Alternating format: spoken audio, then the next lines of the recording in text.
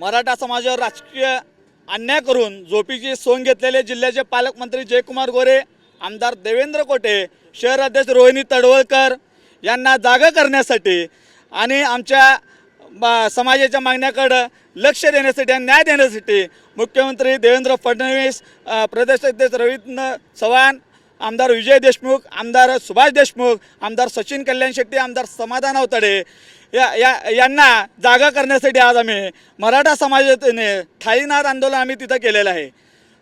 1993 नंतर गेल्या 32 वर्षात सर्वच राजकीय पक्षांनी सर्व समाजाला महापौर करून तिथं संधी दिलेली होती। भाजपची सत्ता आल्यानंतर वरिष्ठ भाजपच्या लोकांकडून आम्ही सातत्याने मागणी करत होतो। सर्व पक्षांनी सर्व समाजाला न्याय दिला आहे। यंदा सर्वसाधारणसाठी जागा आहे, तिथं मराठा समाजाचा महापौर करून आपण तिथं न्याय देण्याची भूमिका घ्यावी सातत्याने आम्ही मागणी करत होतो। ह्या जिल्ह्यातले सर्व आमदार असतील, पालकमंत्री असतील, आमच्या मागण्याकडे दुर्लक्ष केले। गेल्या 1 महिन्यापासून आम्ही सातत्याने मराठा क्रांती मोर्चाच्या वतीने आम्ही तिथं आंदोलन करत आहे। मुख्यमंत्री देवेंद्र फडणवीस यांना आम्ही रक्तानी पत्र लिहिलं आहे, मुंडन आंदोलन केलं, मूक आंदोलन केलेलं आहे, अर्धनग्न आंदोलन केलं, काळ्या कलरने आम्ही रंगपंचमी तिथं साजरी केली, रूपाबहिणीला महाआरती केली। आज आम्ही थालीनादा तिथं आम्ही आंदोलन केलेलं आहे। पक्षाच्या वरिष्ठ नेत्यांकडे आमची मागणी आहे, येत्या 18 तारखेला जिल्हा परिषद अध्यक्ष तिथं निवड आहे।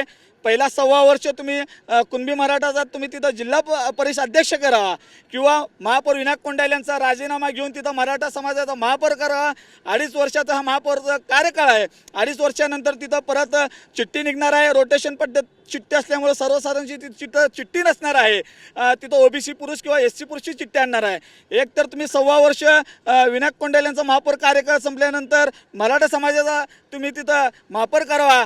जसं लोकसभेला मराठा समाजाने तुम्हाला मतपेटीतून तुम्हाला उत्तर दिलेलं आहे, विधानसभेला मराठा समाज तुमच्या सोबत होता म्हणून तुम्ही सत्तेत आलात।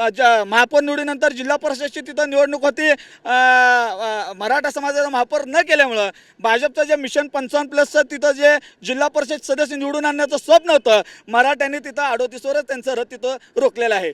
जर 18 तारखेला जिल्हा परिषद अध्यक्ष केलं नाही, 1.25 वर्ष महापौरचा निर्णय यांनी घेतला नाही, तर येणाऱ्या काळात संपूर्ण सोलापूर शहर जिल्ह्यासहित महाराष्ट्रात मराठा समाज रस्त्यावर उतरून 2029 पर्यंत आम्ही सातत्याने तुम्ही जे अन्याय केलात त्याचा आम्ही संपूर्ण तालुका फिरून आम्ही आम्ही तिथं समाजाला सांगणार आहे। आणि 29ला संपूर्ण महाराष्ट्रामध्ये नक्कीच मराठा समाज तुम्हाला मतपेटीतून तिथं उत्तर दिल्याशिवाय स्वस्थ बसणार नाही।